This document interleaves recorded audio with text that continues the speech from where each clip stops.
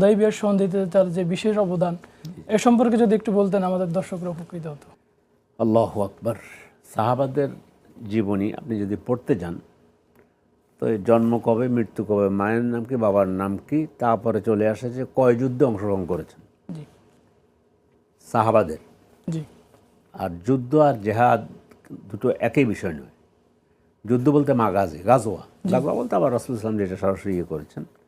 এখন আবার আর জেহাদ হলো প্রত্যেক জেহাদেই মধ্যে প্রত্যেক গাজোয়াই জেহাদ, মানে জেহাদ, কিন্তু প্রত্যেক জেহাদ গাজোয়া নয়। জি এর অর্থ হচ্ছে কিছু জেহাদ আছে কোরআন সুন্নাহর আলোকে মানুষকে প্রস্তুত করা, এটা একটা জেহাদ।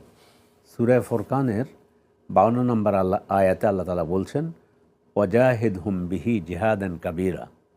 আপনি কোরআন দিয়ে কাফের মুশরিকদের সাথে, মক্কায় থাকতে, এটা সূরা ফুরকান মাক্কি সূরা, তাদের সাথে বড় ধরনের যুদ্ধ করুন কোরআন দিয়ে। তো সেখানে তো কাউকে একটা চিমটিও কাটেনি। জি তাহলে জেহাদের একটা হলো দাওয়াত কাজ, আবার জেহাদের এক অংশ, জেহাদের এক অংশ ঢুকে যাবে গাজওয়ার ভিতরে, যুদ্ধের ভিতরে।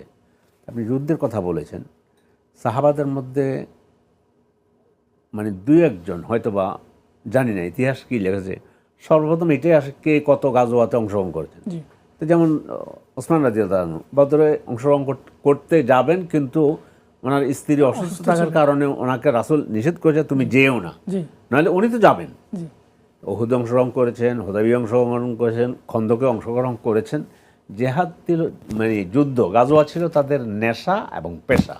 অন্তরে লালন করতেন সবসময়। অন্তরে লালন করতেন, মানে কি ছোট বাচ্চারা পর্যন্ত মানে পায়ের উপরে উঁচু করে দাঁড়িয়ে তাকে তাদের বড় মনে হয়, জেহাদে মাআজ আর যাওয়ার মুআওয়াজের জন্য কাহিনী তো আমরা অনুমতি জানি। দেওয়া হয়। জি আমরা যদি ওসমান রাদিয়াল্লাহু তাআলা আনহু সম্পর্কে বলি, তিনি প্রায় সব জেহাদে অংশগ্রহণ করেছেন। জি এবং বদরটাকে আল্লাহ রাসূল জেহাদে অংশগ্রহণ, যেহেতু তিনি নিষেধ করেছেন, তিনি সেনাপ্রধানের অনুমতিতে তিনি আর বদর অংশগ্রহণ করতে পারেননি। জি এই জন্য বদরের ওই যে মানে গনিমত সব কিছু উনি একটা অংশ পেয়েছেন।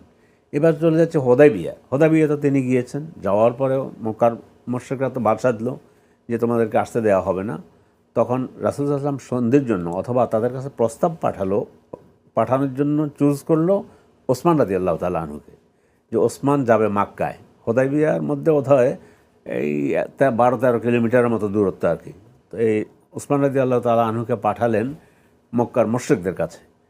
এদিকে খবর ছড়িয়ে পড়েছে যে ওসমান রাদিয়াল্লাহু তাআলা আনহুকে তারা হত্যা করেছে। জি তখন তো যে হোদাইবিয়ার সেখানে যে বায়াত গ্রহণ করা হয়, জি ইসলামে যে বায়াত আছে, বায়াতগুলো তো হলো যুদ্ধের ময়দানে হয়েছে। জি জি বায়াতুল আকাবাতুল উলা, সেটা যুদ্ধ না হলেও তাও শত্রুপক্ষের সাথে বা রাসূলের দাওয়াতের পথে কি করা যায়, কীভাবে সাহায্য করা যায়, জি এটা হলো। তো যাই হোক, আমরা হোদাইবিয়ায় চলে আসি। হোদাইবিয়ার তখন তো ঘটনা যখন এটা বলছে, তখন সাহাবায়ে কেরাম বললেন যে আমরা আপনার হাতে, আমরা যুদ্ধ করে জেহাদ করে আমরা হয়তো জীবন দেব, নইলে আমাদের, তখন কিন্তু দূতকে হত্যা করা তখনকার সময়ও নিষেধ ছিল। জি ওসমানকে কেন হত্যা করা হলো? পরে খবর আসলো যে না, ওসমানকে হত্যা করা হয়নি। তারপরে তারা আসলো, এটা সন্ধি হলো। সে সন্ধিতে আল্লাহ রাব্বুল আলামিন কোরআনও নাজিল করলেন। স্যার ওই যে শপথ হলো যে লাকাদ রাদিয়াল্লাহু আনিল মুমিনিন ইয ইউবাইয়ুনাকা হ্যাঁ, এযুবাইয়ুনাকা ফি তাহতা শাজারাতিন, গাছের নিচে বায়াত গ্রহণ করেছে। ওই বায়াতগুলো তো কনসেপ্টে এসেছে যুদ্ধের ময়দানের বায়াত। জি জি সে বায়াতকে এখন যদিও আমরা খানকায় নিয়ে গিয়েছি, এটা মুসলমানদের জন্য দুর্ভাগ্য, জি আমরা আসল বায়াত ভুলে গিয়েছি। তো সেখানে বায়াত গ্রহণ করা হলো। তারপর তো বায়াতের মধ্যে সন্ধিরন্ধি যা করা হলো বা চুক্তি যা করা হলো, স্যার যদি একটু সংক্ষেপে বলতেন। সেই চুক্তিগুলো অনেকগুলো সাহাবারা মানতে পারছিলেন না, কিন্তু আসলে শেষ পর্যন্ত আল্লাহ রাসূল তো আল্লাহ দ্বারা পরিচালিত হতেন, জি রবের জ্ঞান দ্বারা। তিনি জানতেন যে এটা এখন দেখতে আমাদের বিরুদ্ধে মনে হচ্ছে, কিন্তু এটার সুফল কিন্তু আমাদের ইসলামের পক্ষে চলে আসবে।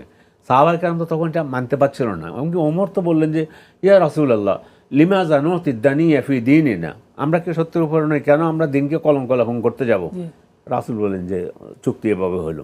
তাই পরবর্তী ঘটনা যেটা, সেটা ইন্না ফাতাহনা লাকা ফাতহাম মুবিনা, মুবিনা, এটাকে বলা হয়েছে যে এটার ভিতরে আল্লাহ ফাতহে মুবিন, সুস্পষ্ট বিজয়। বিজয় লুকিয়ে জি রেখেছে। স্যার স্যার অসংখ্য ধন্যবাদ সবকিছু স্যার। মিলে ওসমান রাদিয়াল্লাহু তাআলার অবদান, হোদাইবিয়াতে যুদ্ধ গ্রহণে যেখানেই যাবেন, দানের মধ্যে যেমন ইয়ের মধ্যে দিন যে হোদাইবিয়া নয়, তবুক যুদ্ধে জি 750টা ঘোড়া তিনি রেডি করে দিয়েছেন। মানে অনন্য অনন্য বলেন, এগুলো বলে শেষ করা যাবে না। জি।